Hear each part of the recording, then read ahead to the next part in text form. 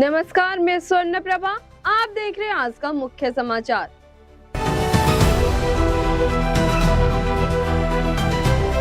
Iran के साथ युद्ध शुरू किया था इजराइल और अमेरिका ने, लेकिन उसका खामियाजा भुगत रहा है कतर।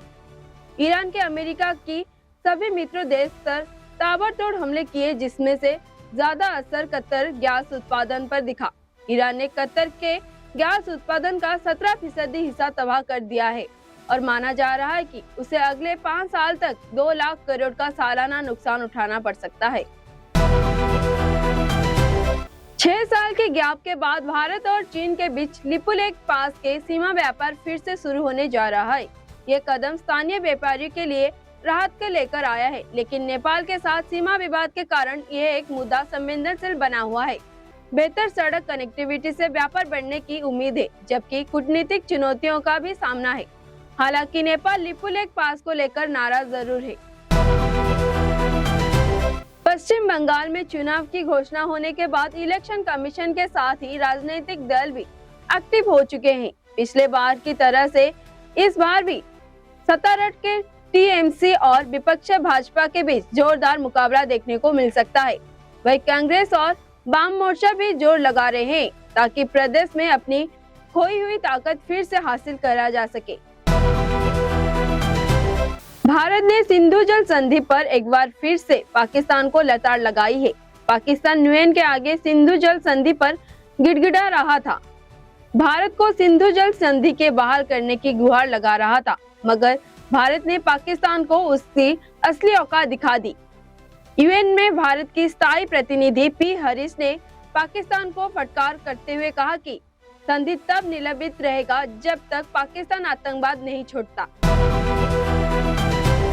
उदयपुर में भारतीय नववर्ष पर शहर उत्साह और सांस्कृतिक रंग में सरोवर नजर आया।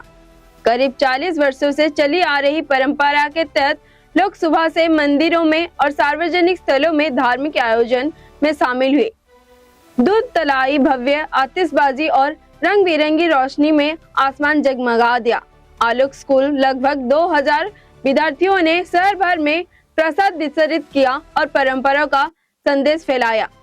भव्य शोभा यात्रा, पारंपरिक वेशभूषा, ढोल नगाड़े और सांस्कृतिक झांकियों ने समारोह को और यादगार बना दिया।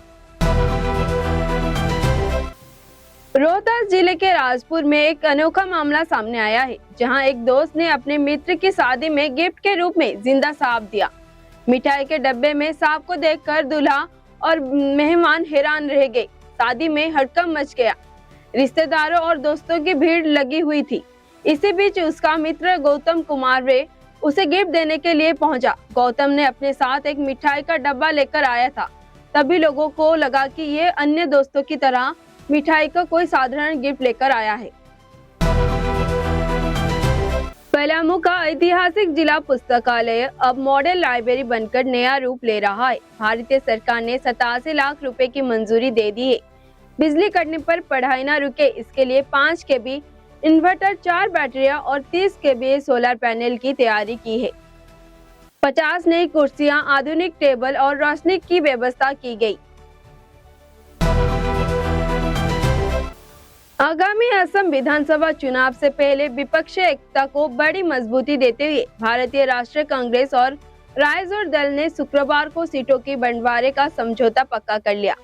इस समझौते के तहत कांग्रेस ने अखिल गोगोई के नेतृत्व वाले इस क्षेत्रीय दल की 11 विधानसभा सीटों के देने पर सहमति जताई है। ईरान और इजराइल के बीच बढ़ते संघर्ष के बीच वर्ल्ड वॉर 3 के आशंकाओं ने सोशल मीडिया के चौंका दिया है। गुरुवार को पेंटागन में कथित तौर पर सैन्य फंडिंग के $200 अरब की भारी बढ़ोतरी का प्रस्ताव रखा, जिससे यह संकेत मिलता है कि यह लंबा और संसाधनों से भरा युद्ध होने की उम्मीद है।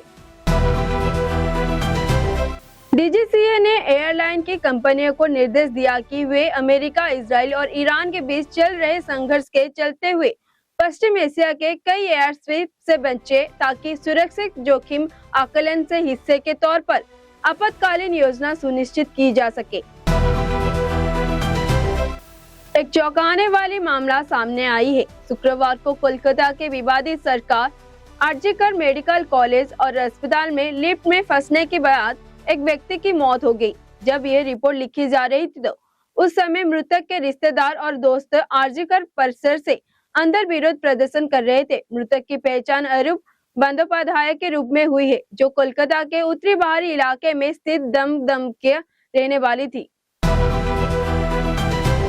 भारत के मैन्युफैक्चरिंग इकोसिस्टम को मजबूत बनने की दिशा में एक बड़े कदम के तौर पर national industrial corridor development corporation (NICDC) महत्वाकांक्षी भव्य योजना को लागू करने की अगुवाई करेगा। इस योजना का मकसद पूरे देश में 100 आधुनिक इंडस्ट्रियल पार्क स्थापित करना है। DPIIT के तहत शुरू की गई इस पहल की उद्देश्य विश्व स्तरीय इंफ्रास्ट्रक्चर वाले निवेश के लिए तैयार इंडस्ट्रियल जोन बनाना है।